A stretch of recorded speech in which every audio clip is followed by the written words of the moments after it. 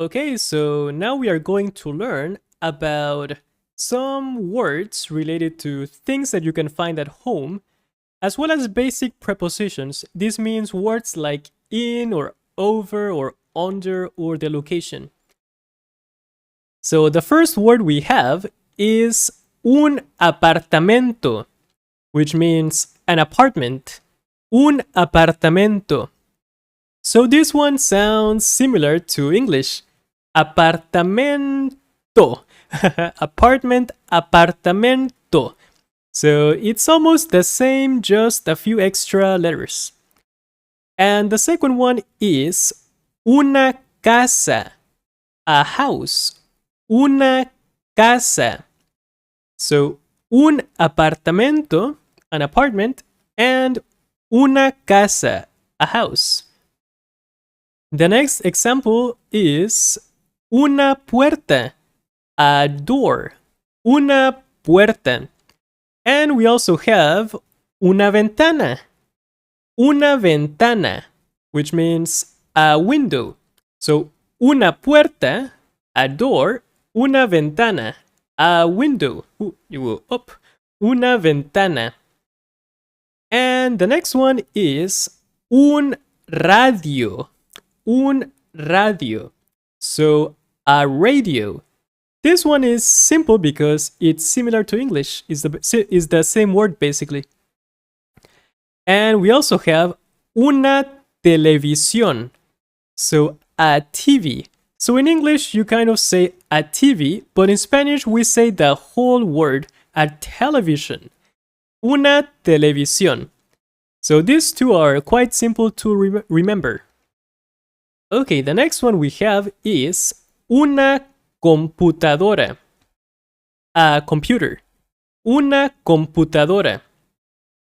So this one is also similar to English. And we also have una tableta. A tablet. Una tableta.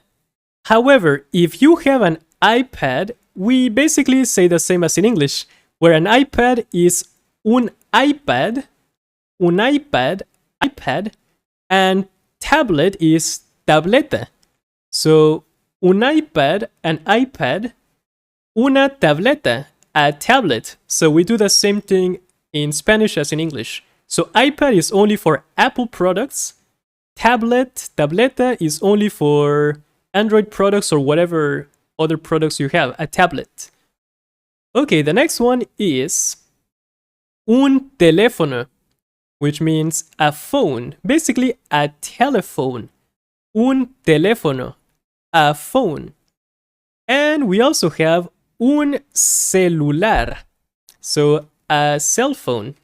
So we do the same thing as in English, un teléfono, which is the old classic phones, and un celular, which means a cell phone. Un celular. And then we have un baño, which means a bathroom. Un baño, a bathroom. And una cocina, a kitchen.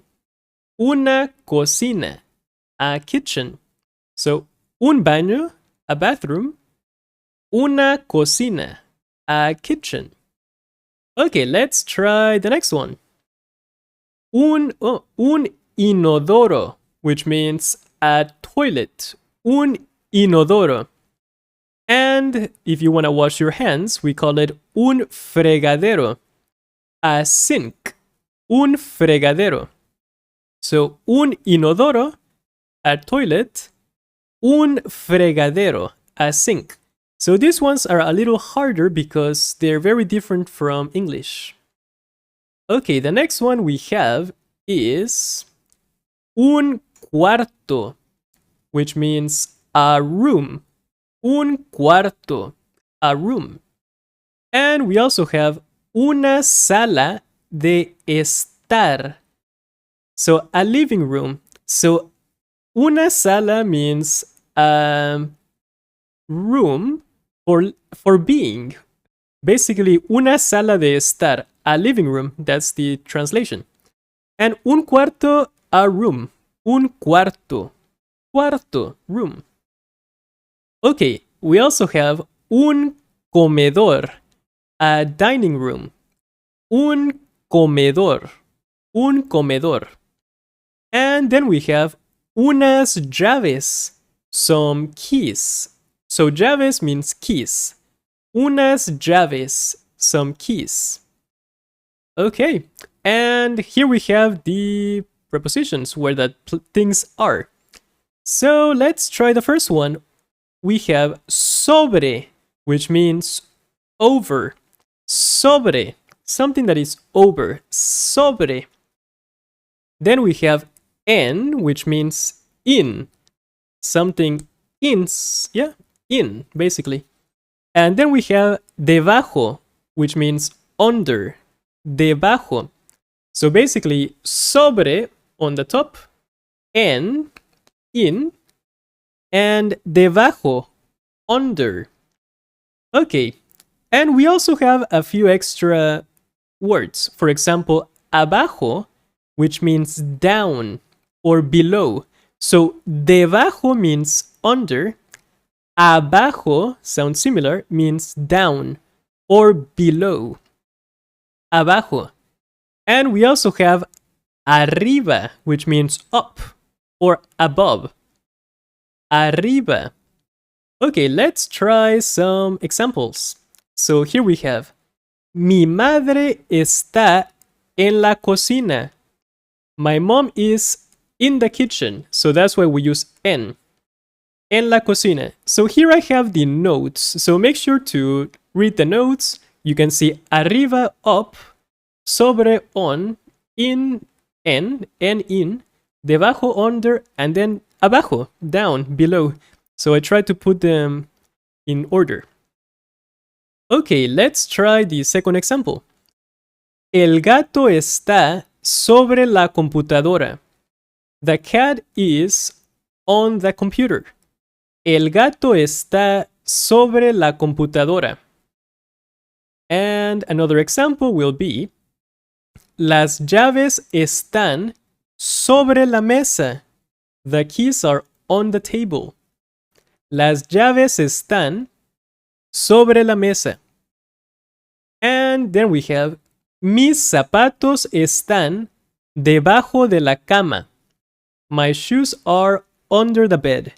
Mis zapatos están debajo de la cama. And we have another one. La mujer está en la sala de estar. So the woman is in the living room. And we also have, el bebé está en el baño. The baby is in the bathroom. So from this one, the most common one you will use will be en.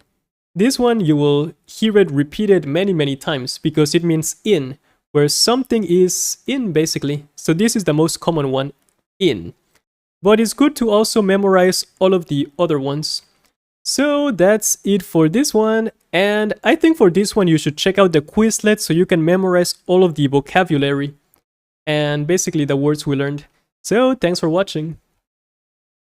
So now it's your turn to practice Spanish.